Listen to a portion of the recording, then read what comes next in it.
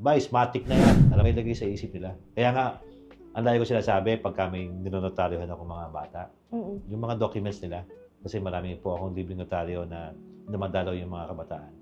Ang dahil ko, dalawa lang ang sinasabi ko, mag-aral kayo ng mabuti at bumoto kayo ng tama. Yun lang ang message ko. At sinabi nila, Matic na yan. Alam na namin. Hindi ko na sinasabi yung pangalan ko, pero alam na rin nila eh. At yung tagline namin sa partido, sa pamamunong matino, lahat ay panalo. Diba? Kasi parang yun nga, reflecting yung una kong sinasabi na malinis na gobyerno, yun na rin ang tagline ko ngayon.